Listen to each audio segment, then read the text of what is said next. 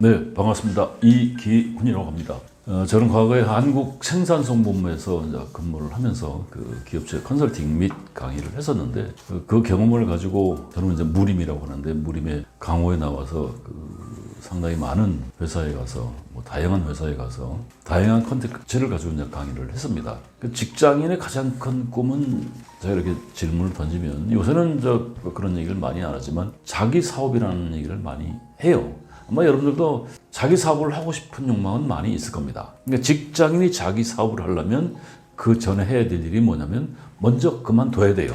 전문용어로 때려쳐야 되죠. 그래서 직장인들의 가장 큰 꿈은 자기 사업, 때려치려고 하는데 실제로 만났던 직장인들을 보면 강의할 때 만났던 직장인들을 보면 때려치는 사람보다는 거의 잘리더라고요. 구조조정 당하고 정리해고 당하고. 그러니까 때려치는 사람과 잘리는 사람하고 그 차이가 뭐냐? 그게 역량이거든요. 능력이고. 절대 스펙이 아닙니다. 근데 많은 사람이 스펙에 숨어서 지내요. 그 스펙은 제품 설명서입니다. 내구 연한이 있어요. 한 번 만들어 놓은 스펙은 입사할 때 필요한 거지. 그 이후에 그 스펙 가지고 하는 거 아니에요. 그 흔한 말로 일머리 따로 있다라고 하잖아요. 그러니까 우리는 스펙이 좋은 사람을 머리 좋은 사람이라고 많이 생각을 하는데 그런 사람들이 결국 준비되지 않은 퇴직을 하게 되면 그 이후의 삶이 거의 재앙 수준이고 더 심하게 하면 저주라고 할 수도 있습니다. 그래서 제가 그런 것들을 많이 봤는데 그래서 그 이야기를 강의하면서 전파를 하면 공감을 하면서도 직장에서 버틴다는 게 쉽지 않잖아요. 쉽지 않더라고요.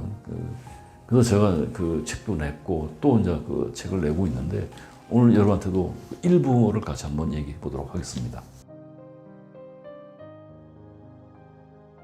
답이 없습니다. 저는 이제 단언컨대 이렇게 얘기하는데 숨만 쉬는데도 돈. 사람들이 그렇더라고요. 피가 마른다. 근데 제가 재작년인가요? 경기도 모 시에서 55세, 65세 중장년들 대상으로 4시간씩 4번을 강의를 했어요. 노후 설계 어떻게 할 것인가. 재무 조금 섞어서 얘기해달라고 했는데 저는 재무 설계 전문가가 아닌데 그래서 역으로 제가 질문을 던져봤어요. 노후에 제일 걱정되는 것이 뭡니까? 라고 물어보니까 이구동성으로 첫 번째 나오는 답이 뭐냐면 생활비라고 얘기하더라고요.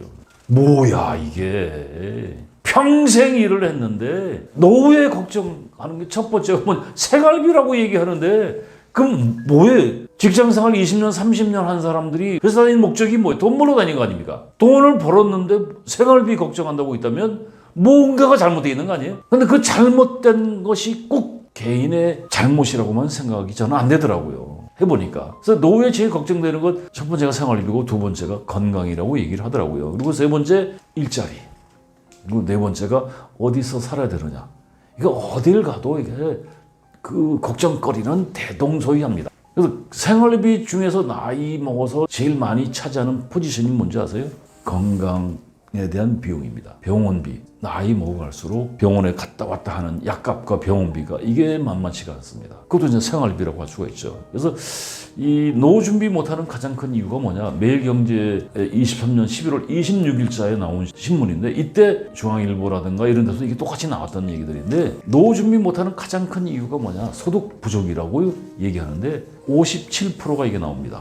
두 번째가 물가 상승. 이거 물가 상승은 어쩔 수가 없죠. 이건 판단들 잘 하셔야 되고 그리고 예기치 못한 사고. 이 예기치 못한 사고, 불의의 사고들이 많이 나올 수가 있죠. 어느 날 갑자기 배우자가 쓰러졌다. 그 예기치 못한 사고죠. 그럼 엄청나게 많은 비용이 이제 들어갈 수밖에 없는 거고. 네 번째 자녀 교육, 결혼. 또 이 자녀에 대한 문제. 이게 노후 리스크 중에 이제 하나가 들어가는데 그리고 다섯 번째가 재무 정보, 지식 정보 부족. 근데 안타까운 게 노후의 생활비가 모자라는 이유가 뭐냐? 그 돈이 얼마 없으니까 얕은 지식 재무 정보를 가지고 투자를 한다고요. 그러면 이제 그 투자할 때 빚내서 투자를 하지 않습니까? 그러면 이제 꺾여가지고 진짜 실버파산으로 갑니다. 그래서 여기서 가장 중요한 게 소득 부족인데 이 소득 부족은 제가 얘기를 드렸지만 다시 한번 정리를 해드리면 소득 부족이 뭐냐?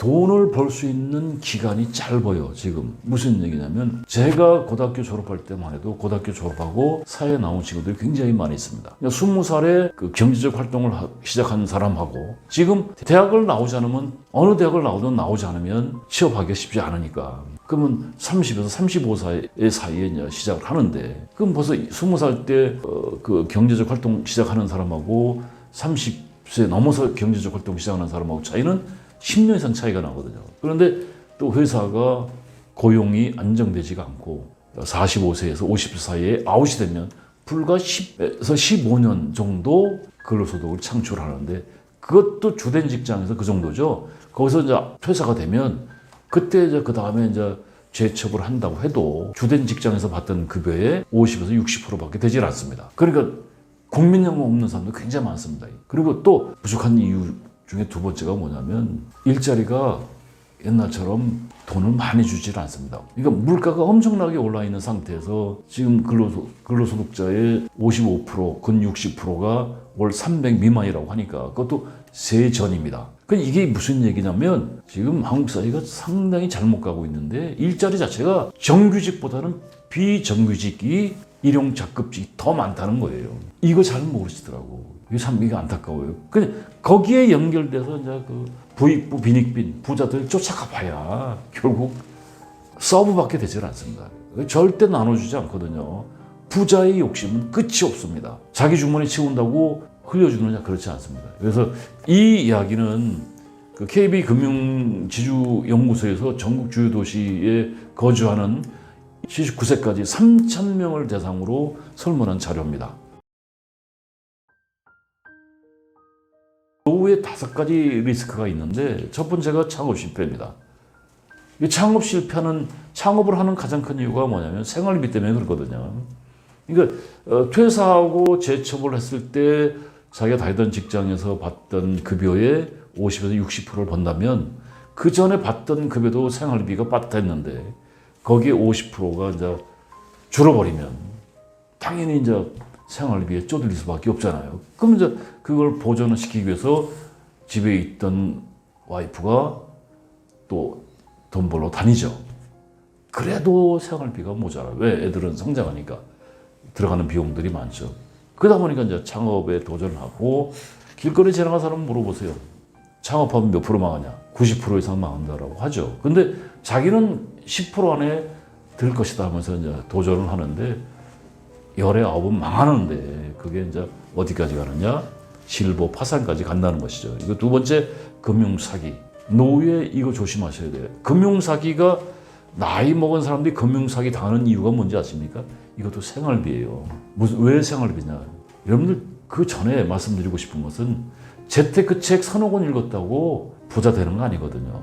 그러니까 지금 생활비가 굉장히 모자라니까 자기가 한 5천만 원 가지고 있다. 이거 이제 쪼개서 이제 죽을 때까지 살아야 되는데, 나눠서 그 5천만 원이 택도 없으니까 기가 솔깃해지는 거예요. 여러분들 금융권에 뭐 은행이라든가 증권이라든가 보험회사, 뭐 저축은행, 뭐 투자은행 이런데, 여러분들 그 사람들만 믿지 마세요. 그 사람들은 여러분을 위해서 있는 것이 아니고 자기네 회사를 위해서 있는 거예요. 조금은 도움을 줄 수 있겠지만 전적으로 믿었다가는 그 몇천만 원 있는 것도 또 빚내서 또 조금 더 투자했을 때 그 다 날아가는 순간 감당하기 어렵습니다. 자살한 사람 많아요. 그 몇 년 전에 그 저축은행 사건이 있었죠. 누구도 보장하지 않습니다. 책임지지 않습니다. 그래서 생활비 모자란다고 함부로 들이대시면 안 돼요. 그리고 세 번째, 중대질병에 의해서 아까도 제가 말씀드렸는데, 생활비, 그 매일경제라든가 그 KB 금융지주회사에서 전국의 대도시에서 3,000명을 대상으로 조사한 내용 중에 예기치 못한 사고가 의해서 생활비 감당이 안 된다라고 얘기하는데, 거기에 가장 중요한 큰 것 중에 하나가 중대질병이거든요. 나이 먹으면 어디와 가까워질 수밖에 없어요. 병원하고 가까워질 수밖에 없습니다. 그러니까 병원비, 약값이 감당하기 버거울 정도로 많이 들어갑니다. 그러면 중대질병을 최소화시키려면 어떻게 해요? 운동하셔야죠. 근데 운동합니까? 운동 잘 안 하지. 운동 좋아하는 사람 누가 있어요? 산에 왜 갑니까? 산에 가고 싶은 마음이 없어요. 근데 산에 가는 이유는 건강하려고 하는 거죠. 그렇게 투자하지 않으면 건강해질 수가 없죠. 이거는 중대질병을 막는 방법은 운동인데, 이거는 사기가 없습니다. 돈 별로 안 들이고 생활비를 벌 수 있는 가장 좋은 방법이라고 할 수가 있습니다. 그리고 네 번째, 황혼 이혼이 나이 먹었을 때 이 황혼 이혼을 하게 되면 지금 생활비에 50%씩 나눠 갖는 거거든. 지금 생활비도 모자란 판인데 둘로 나눠 보시면 둘 다 거지가 되는 거예요. 쉽게 얘기하면.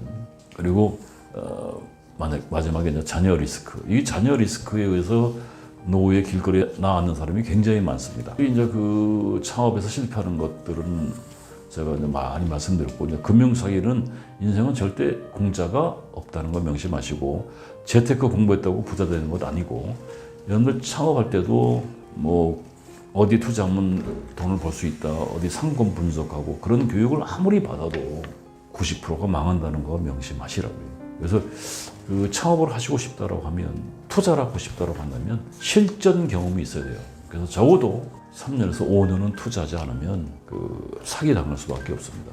그 아까 중대질병에 대한, 그리고 건강에 대한 공부를 하셔야 되는데, 건강 저축, 건강 수명. 한국 사람은 지금 평균 수명이 81세에서 2세 사이인 것 같은데, 노후에 아프다 죽는 기간이 13년에서 15년이라고 하더라고요. 13년에서 15년 동안 아프다 보면 나이 먹을수록 병의 질환이 점점 더 위중해지겠죠. 그러면 자연히 돈이 들어갈 수밖에 없어요. 그래서 저는 제가 그 강의 중에 굉장히 이 얘기를 강조하는데, 복창을 시킵니다. 누죽걸산. 누우면 죽고 걸으면 산다. 그래서 밥 먹고 나서 걸으세요. 그러면 약값이 덜 듭니다. 아프면 라면 한 그릇 못 먹습니다. 얼마 전에 이제 친구가 가진 게 돈밖에 없는데, 죽고 나서 이제 그 다 상치라는 연락이 왔는데 식도암으로 죽었다고 그러더라고요. 그러니까 얼마나 고생해서 한 1년 반 고생했다는데, 그러니까 아무리 돈 있으면 뭐합니까? 그 시간에 라면 한 그릇 제대로 못 먹었겠죠. 그래서 건강에 대한 투자를 하지 않으면 노후의 생활비에 굉장히 큰 포지션을 차지한다는 거. 그리고 이제 자녀 리스크, 뭐 이거 유행하는 말이 많이 있잖아요. 캥거루족, 빨대족. 부모한테 빨대를 빡 꽂아가지고 쭉쭉쭉 빨아낸다. 그 프리터족, 키퍼스족, 니트족. Not in education, employment training. 교육도 안 받고, 직업도 안 갖고, 훈련도 no. 그냥 이게 지금 의외로 많습니다. 그러니까 부모한테 의지해서 빠는 거죠. 아버지, 엄마도 생활비가 모자란 판에 아들까지 책임져야 되니까, 자식까지 책임져야 되니까 서로 죽는 일이죠. 이게 참 쉽지 않더라고요. 그래서 숨만 쉬는데도 돈이 들어가는데 생활비가 왜 이렇게 부족하냐? 돈 버는 시간이 굉장히 짧다. 그러니까 주된 직장에서 50.5세에 퇴사한다고 한다면 평균 근속연수가 14.5년입니다. 그러니까 처음 직장 들어가서 한 14, 5년을 다니면 그때 받던 걸 가지고 계속 또 다른 직장을 옮겨 타면 좋은데, 그러지를 못하고 그 주된 직장에서 이제 퇴사를 하게 되면 재취업을 했을 때 주된 직장에서 받던 급여의 60%, 50%밖에 받지 못합니다.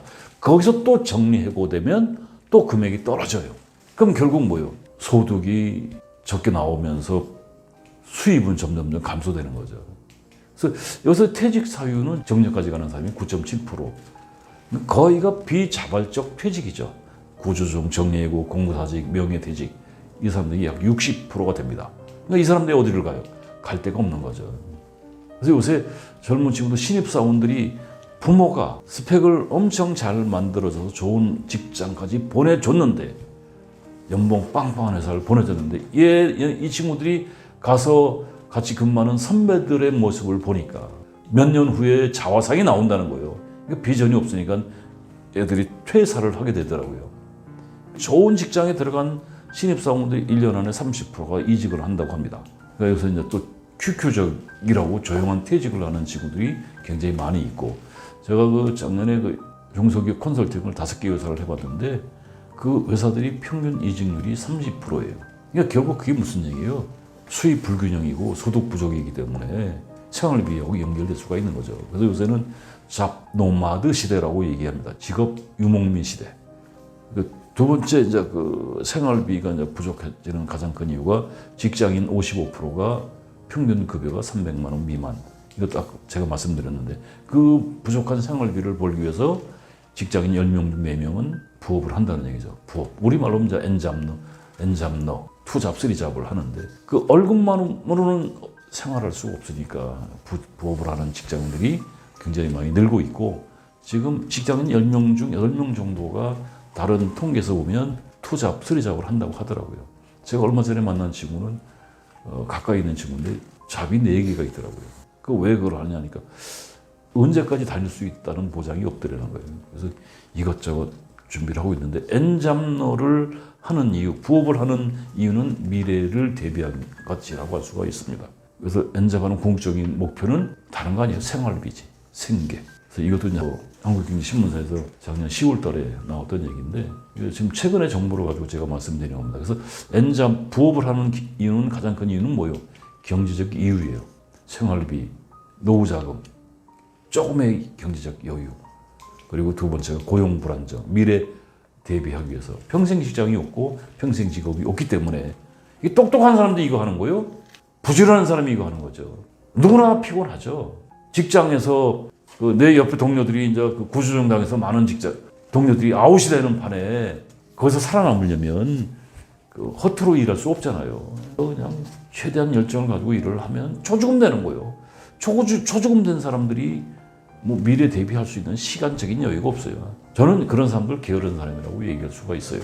평생 직장도 없다라고 알고 있고 평생 직업도 없는데 뭘로 대비하실 거예요? 회사는 여러분을 보장해 주지 않거든요. 여러분이 그림을 그려 가셔야 됩니다.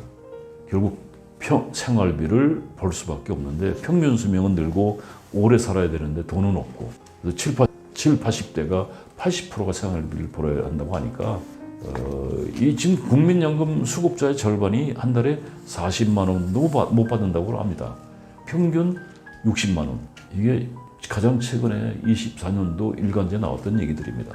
그래서 평균 가입 기간이 19.2년, 70.3%가 60만 원 미만, 0.3%가 200만 원 이상이라고 하더라고요. 그러니까 지금 국민연금을 국민용돈이라고 얘기하는 자주적인 표현을 하는 사람이 굉장히 많이 있습니다. 이게 가장 큰 이유가 뭐예요? 여러분 자기가 다니는 직장에서 안정적으로 30년을 근속하는 사람이 그렇게 많지 않아요. 30년을 다니면 국민연금이 150에서 200 사이일 거예요. 받는 금액에 따라 달라지니까. 받는 금액이 달라지면 많은 사람 좀 더 내고 하니까 차이가 있겠죠. 결과적으로 뭐냐면 국민연금이 생활비에 크게 보탬이 안 되는 가장 큰 이유는 가입 기간이 짧기 때문에 고용이 불안하기 때문에 그렇다는 거죠. 그래서 노후에 요새 신문에 나오고 해서 굉장히 화제가 되는데 노후에 359만 원인가 있어야 된다고 하는데 실상은 최소 생활비도 안 되잖아요. 준비도 안 되는데 그 359만 원, 360만 원이 있어야 된다는 그게 보면 이게 여유 있는 생활비가 아니더라고요. 의식주, 여행, 가끔 여행 가고 여가, 손주 용돈 주는데 359만 원, 69만 원 이렇게 얘기하는데 최저 생활비가 256만 원. 이게 숨만 쉬어도 들어가는 돈이라고 하더라고요. 그래서 실제 이것도 어렵고 200만 원. 근데 이런 상태에서 여러분들 숨만 쉬어도 돈이 들어가고 피가 마른다고 하는데 이게 하나은행에서 나온 보고서인데 대한민국 퇴직자들이 사는 법이라는 보고서에 나와 있는 얘기입니다. 이게 세금, 건강보험료, 전기세, 아파트 관리비, 보험료, 경조사비, 의료비용, 병원비 약값 이거 숨만 쉬어도 들어가는 돈이죠. 그럼 이거 어떻게 줄일 수가 있어요? 생활비 제가 볼 때는 지금 연세 드신 분들이 생활비 얻지 못해요. 그러면 지금 유튜브 한번 보시면 생활비 가지고 떠드는 게 무지 많습니다. 정답이 없어요. 그래서 제가 보는 시각은 어떻게 되느냐. 첫 번째가 이제 금융사기 조심하시고 두 번째가 수입은 없으니까 생존하려면 지출 항목 줄이는 것밖에 없어요. 절약하는 것밖에 없죠. 그리고 세 번째가 일을 하셔야 돼요. 근로소득 어떻게 만들어갈 것인지 지금부터 여러분 고민해 보시라고요. 그리고 자산관리하라. 주택연금 등 이런 것들도 삶의 터전을 바꾸면 생활비를 좀 조달할 수 있지 않을까.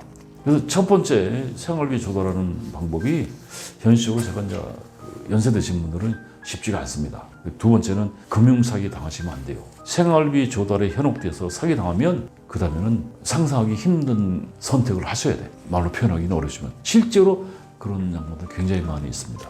절대 금융사기 이건 조심하시고 공짜는 없다. 재테크책 3권 읽었다고 부자 되는 거 아니다. 창업책 여러 권 읽었다고 창업교육 받았다고 창업했을 때 돈 버는 것 아니다. 가장 좋은 방법은 지출 항목을 어떻게 줄여야 될 것이냐. 절약해야 되는데 제가 몇 가지 팁을 말씀드리면 보험을 줄여야 돼요. 제가 이걸 어디서 보험하는 설계사한테 얘기하다가 되게 혼났어요. 그래서 이거 함부로 얘기하면 안 되겠구나. 보험 부부가 지금 보니까 5, 60만 원 월 지출이 5, 60만 원, 심하면 80만 원, 100만 원까지 가는 사람이 있더라고요. 그래서 제가 여기서 뭐라고 얘기는 못 하겠고 보험 컨설팅을 꼭 받아보세요. 저도 이제 교육을 받으러 다니는데 암보험에 가입하는 이유가 뭡니까? 암에 걸렸을 때에 그 후에 대처를 하기 위해서 암보험에 가입한다고 생각을 하시는데 암보험이 없어도 국가가 95% 지원합니다. 그러니까 판단을 잘 하시고 제가 몇 년 전에 연식이 되다 보니까 전립선 암이 걱정이 돼서 전립선 암하고 집에 이제 집사람이 또 보험 든 게 몇 개가 있어요. 그럼에도 불구하고 제가 제 걱정이 돼서 암보험 하나 하고 전립선 때문에 암보험 하나 들고 이제 실비보험 하나 또 들었는데 그게 이제 한 18만 원 나가는데 집사람이 그 얘기를 하더라고요. 나이 60대 후반인 사람이 그 보험 설계도 양심이 없지 어떻게 20만 원을 뜯어가냐고. 이미 보험을 들고 있는 사람한테 할 말이 없더라고요. 사실은 그 양반 도와주려고 더 든 것도 없잖아 있어요.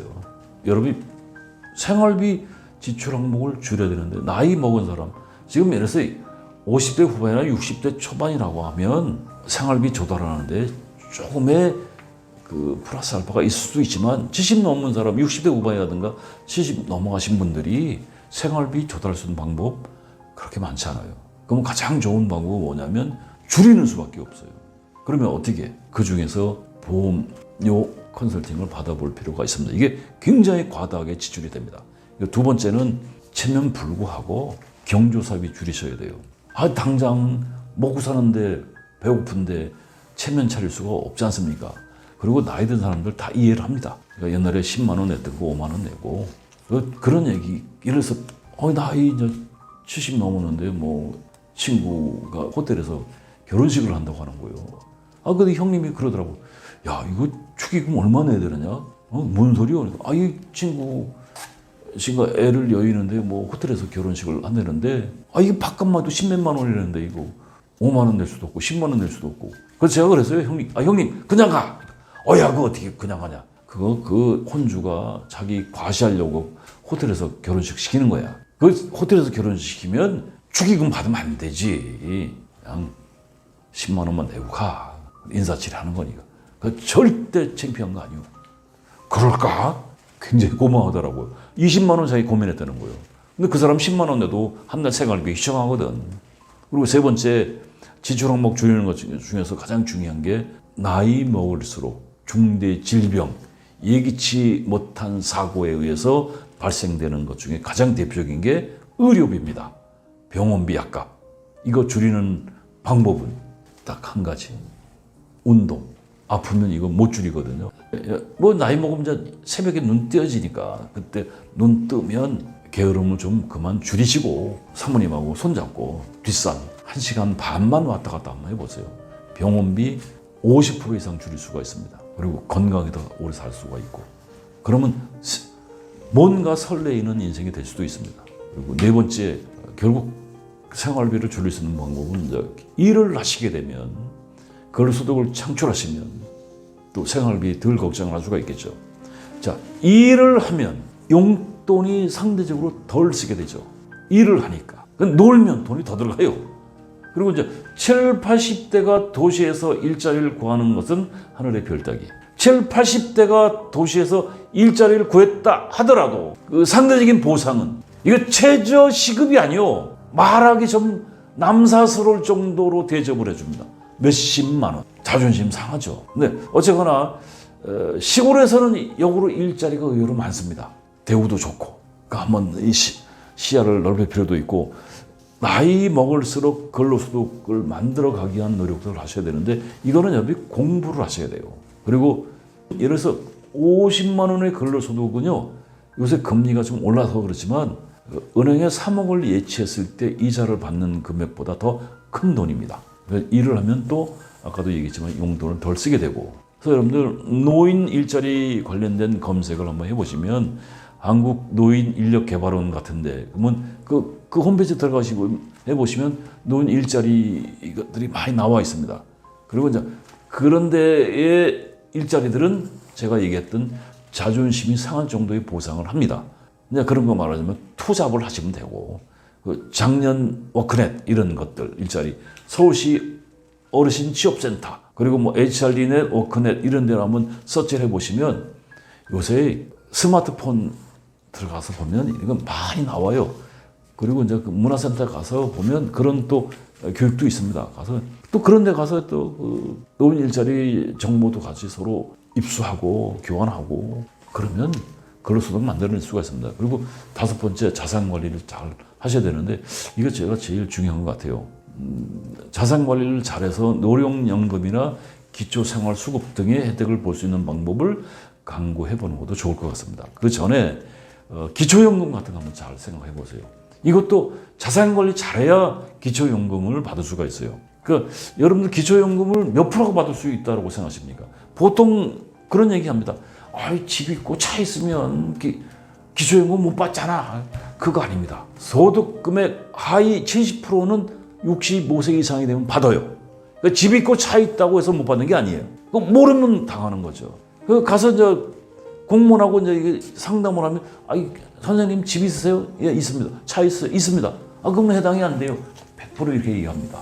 뭔 소리야? 그래도 신청해줘. 그래서 이번에 탈락이 됐다. 그럼 또 몇 달 있다 가서 또 이제 떼쓰는 거야. 쉽게 얘기하면. 하위 70%, 열의 7명은 기초연금을 받을 수가 있습니다.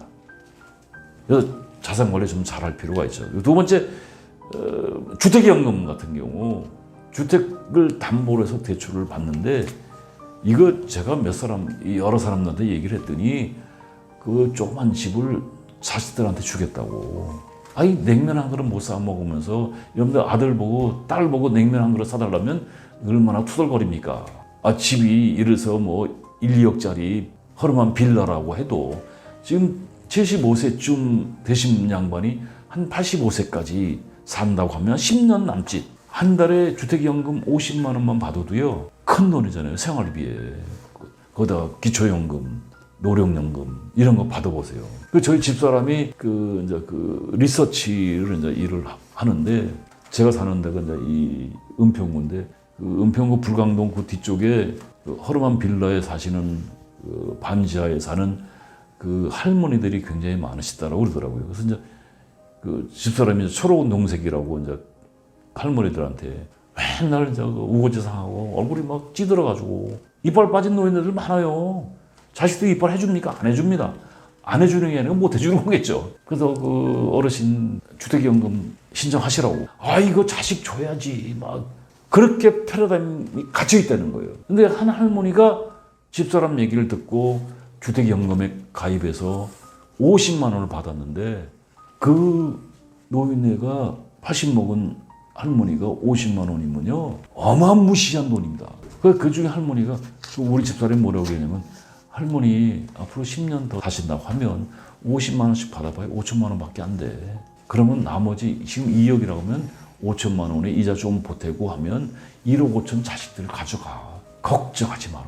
자식들 나눠주고 갈 수 있어. 그러니까 그래? 근데 이 할머니가 그걸 신청을 했는데 몇 달 후에 만났더니 얼굴이 뽀시시해졌대요. 젊어지고. 그러니까 동네 할머니들끼리 만나서 이제 또 입하고 가는데 이 할머니가 얼굴이 뽀시시해지니까 옆에 할머니들이 물어봤다는 거 아니고 이 할머니한테, 이래서 안상댁 얼굴이 이렇게 피었어. 그러니까 나 주택연금 들어서 너무 행복해. 그 동네 할매들이 다 그걸 들었다는 거예요. 그래서 우리 집사람이 가면 VIP 대접 받아요.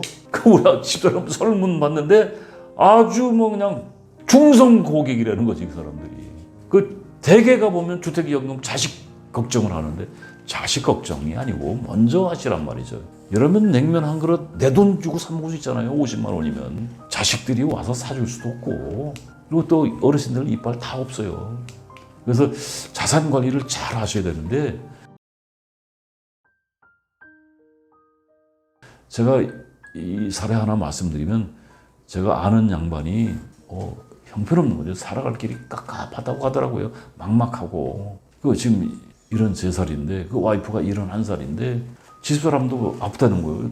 자신도 여기저기 아픈데 와이프는 몸이 굉장히 안 좋다는 거예요. 근데 그 양반 물어보면 재산이 얼마나 있어? 그러니까 지금 여기는 새 살고 있는데 동두천에 빌라 한 채가 있대요. 자기 명의로. 근데 그게 동두천 구석에 빌라 시세가 얼마 되겠어요? 이게. 돈 5천도 안 돼. 근데 그 5천만 원의 집을 갖고 있다는 자산이라는 거 있기 때문에 이 사람은 기초생활수급자가 될 수가 없는 거죠. 그래서 제가 이런 얘기를 했어요. 아니, 만약에 사모님이 아프거나 그대가 아프게 되면, 형님이 아프게 되면 가야 될 길이 어디요? 요양원이나 요양병원에 갈 수밖에 없어. 입원하게 되는데 그 입원비 누가 감당하시겠어? 지금 자식하고는 거의 남처럼 살고 있다고 하는 양반인데 거기다 또 재혼하신 양반이야. 누가 감당하겠어? 이 문제 제기를 하니까는요 말을 잊지 못하더라고요. 그래서 현실적으로 둘 중에 하나가 아프게 되면 이게 현실이요. 서로를 버릴 수밖에 없다.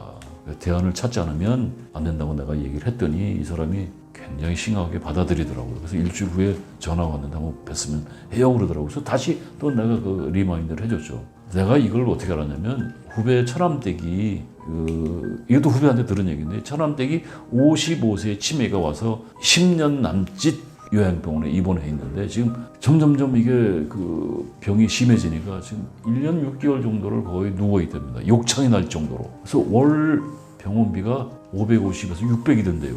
저도 이게 처음에는 이 말 듣고 거짓말이라고 했어요. 무슨 요양병원 병원비가 요양원이면 550, 600이 말이 되냐. 그걸 어떻게 감당하느냐. 근데 그걸 알아보니까 그게 현실이더라고요.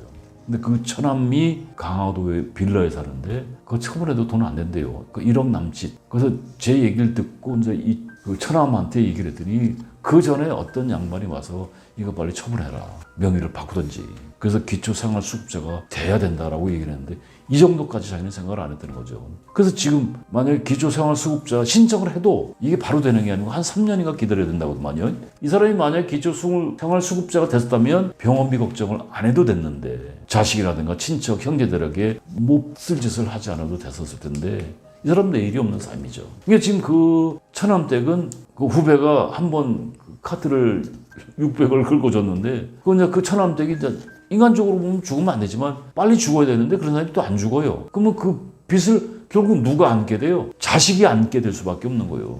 그래서 이거는 제가 이게 아마 어떤 사이트를 뒤져도 이런 얘기는 없을 텐데 자산 관리 이게 좀 돈 안 되는 집들이라고 한다면 그래서 제가 아는 그 선배한테 그 빨리 그 집을 다른 사람 명의로 아들 명의로 아들이 이제 기획부동산을 한다고 하더라고요.